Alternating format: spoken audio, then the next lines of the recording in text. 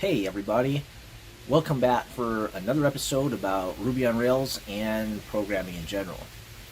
So recently I've been trying to expand my skill set as a Ruby on Rails developer and trying to learn some JavaScript, and in particular focusing on the Vue JS framework, which is a front-end framework for JavaScript.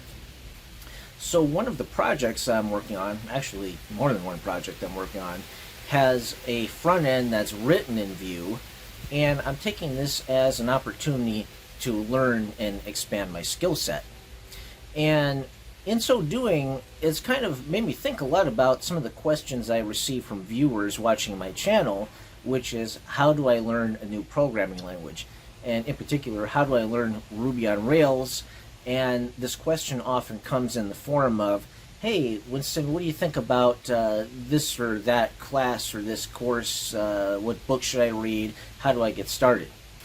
So this kind of made me think about my thought process in learning a new language, and also think about how the languages that I currently know, how did I get to learn them and master them, and how to get started. And I think there's actually, well, for me at least, there's two major ways that I could break down in approaches on how to learn a programming language.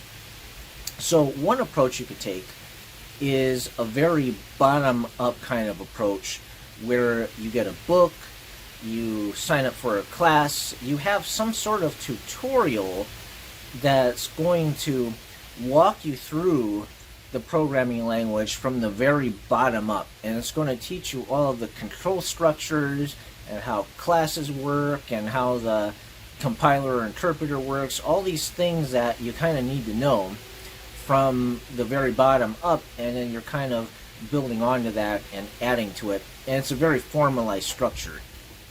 So for the purpose of this conversation, why don't we put a name to that? We'll call it the foundational learning method. Now, the second major approach to learning a programming language is kind of a more on-the-fly type of learning, where you're looking at other people's code and you're modifying code and you're actively trying to write your own code and add to it, either by developing your own applications or submitting modifications to existing code, to an existing code base. And let's just call this the practical learning method.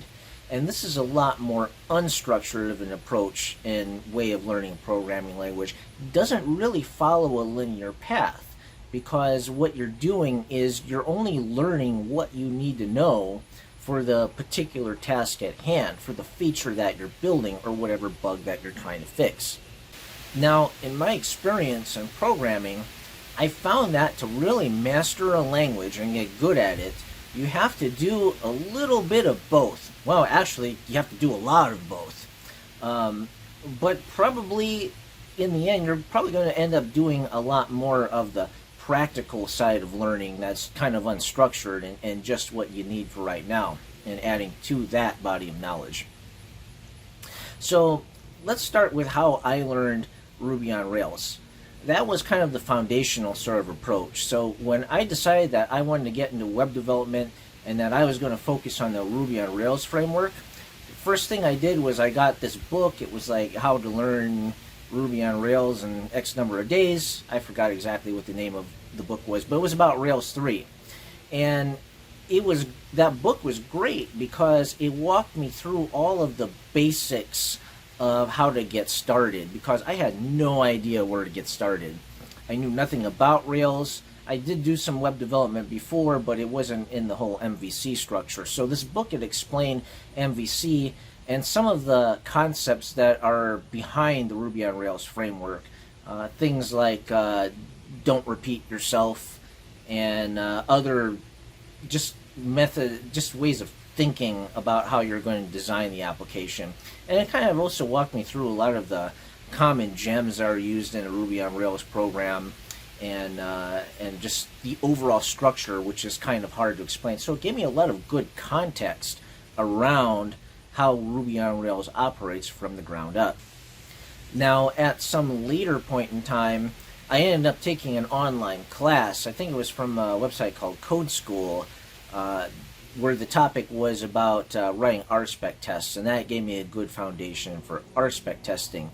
And the other really helpful resource I found for learning Ruby on Rails was the Rails guides, which I talk about in my other video on websites that all Rails developers should know.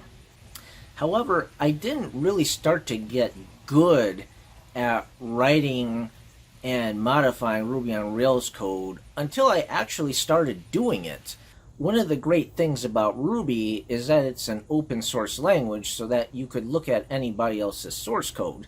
So I started looking at other Ruby gems, seeing how their code is structured and how they're put together, and then I started writing my own gems and programs. So one of the early Ruby on Rails programs that I was building as I was learning was my stock analysis tool. And I built this gem that connected to the TD Ameritrade API, and I kind of patterned it after several other gems that I saw. I looked at the design structure of that, and I started writing my own gem, doing a lot of copy-pasting code, but changing what I needed for my set of business logic. And that taught me a lot about how a Ruby gem is structured and how a Ruby program is structured. And then I started writing more little hobby Ruby on Rails applications, and then I started to get more comfortable with it through repetition. So I think while the foundational kind of approach to learning a programming language can teach you the basics of it, the problem is that you're not going to really remember everything until you put it into practice. And you put it into practice by writing code, by looking at other people's code, and you just keep repeating that process. And it's a lot like being trying to master any skill. And I think a good analogy is like being a screenwriter or a fiction writer, where you have to constantly write and come up with new scripts and new stories and new books, and then your stories eventually get better. I remember when I was a kid, I read Gene Roddenberry's biography. He's the creator of Star Trek, and before he created Star Trek, he was a writer for a lot of other TV shows. And that kind of knowledge and practice kind of builds, and then you get better at what you're doing. But like writing code's no different. It just takes a lot of practice to get good at it. And where the practice helps is that there are a lot of very common problems that you run into as far as like how to organize your code and how you like to do things and your favorite design patterns. And those kind of sink in after a while of doing it many times over and over again. And then you start thinking about how other people solve those same problems, and then you dig in other people's code and say, oh, okay, this is what this person did to solve this particular issue. Just little detailed things like, how to handle an authentication token, or how you're going to organize your business logic into service objects or something like that, or interactor classes, and how to build return structures for the web API. There's all these little sort of micro business logic problems that are involved inside of the application that commonly come up. And over time, you get used to handling these, you figure out your own ways of dealing with them, you figure out the best practices for dealing with them, and writing good quality code. Eventually, you're going to figure out that a lot of programming is just copy-pasting code from examples written by other people and modifying it for the particular situation that you're in, and kind of expanding and building off of that. And then the more you do it, the more familiar you get with where to go to find those little code snippets that you need. So the problem with the foundational learning approach is that a class or a book can only do so much. There's only so much knowledge that they could cram into that. And what you're trying to accomplish is a moving target, because the things that you're working on are always changing. There's different versions of the technology rolling out. There's different ways of doing things. They're constantly evolving, and it's a real challenge to keep up with that.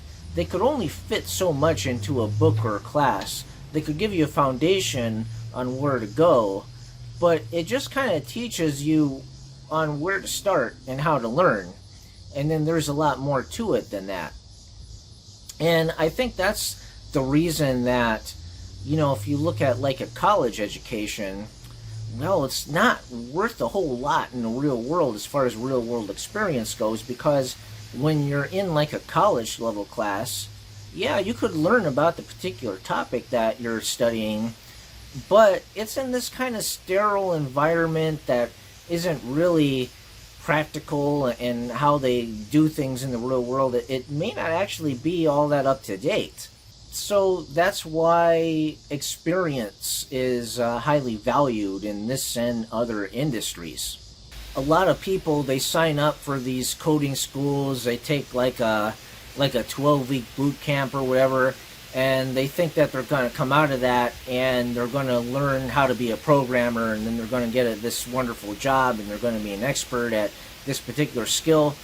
But the real world doesn't quite work that way. You have to be really passionate about this, and outside of that class you have to be constantly improving your game and expanding your skills.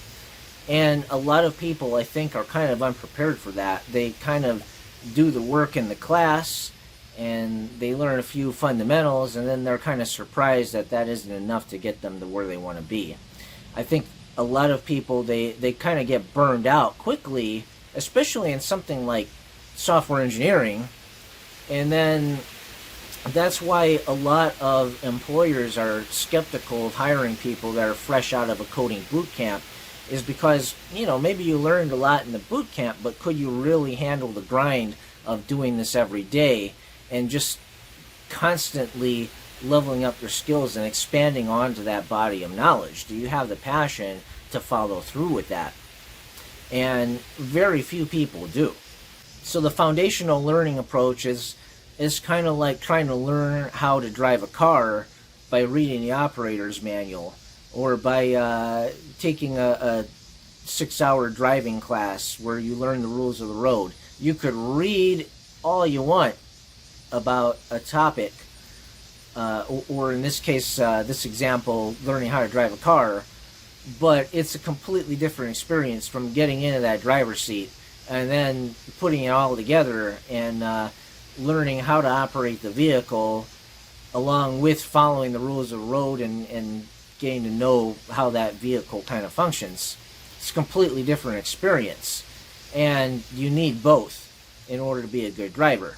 So with the topic that I start out with, how I'm learning Vue JS, well, there's a project I'm working on. It has a Ruby on Rails backend. It has a Vue JS front end. And sometimes the task that I'm working on for the backend might overlap with some aspect of the front end interface for a little bit. And I will volunteer to take on the front end task and say, okay, so I built this part of the API for the backend. I kind of want to do the front end too. So then I go into the front end part, I look at how that code is structured, I get really familiar with it, and then I find out, okay, well, it's this type of box. I go to the Vuetify docs and learn about how those particular components work. I find similar examples within the existing code base, do a little copy paste, and then I figure out how to submit my pull request for the front end. And then I build on from there. So then the next time I do something a little bit more adventurous, a little bit more complex, using a few more tricks in Vue and JavaScript, and then I gradually add on to what I know about JavaScript. And it takes a while, but eventually I get better at it and get more comfortable at using the Vue front end. So there's also a foundational learning aspect to this, in that I do read the Vue guides. Mosquito. So there's also a foundational learning aspect to this, in that I do use the Vue guides as a reference quite a bit, and Vue has some excellent tutorials that I frequently go to. And one thing that makes JavaScript world kind of difficult is that the best practices are constantly changing. So what I thought was the way to do things and structure a code like 6 months ago may not be the way to do it today. So I have to constantly go back to that reference guide and find out what's new and how they're doing things.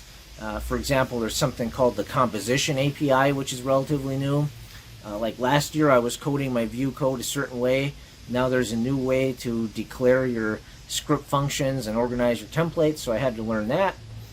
But it's a constant learning process that's iterative, and I'm kind of switching between gradually expanding my pull requests to be more complex and adventurous, and then going back to the Vue guides and learning more general sort of stuff. And then I forget stuff too, so then I have to go back and rehash a lot of things. Rails, like Vue, is great because everything that you need is pretty much free. And like I mentioned earlier, I did a video specifically for Ruby on Rails talking about the free resources out there that you could use to learn Ruby on Rails as a programming language. One of the great things about open source frameworks is that there's a lot of code out there that you could contribute to.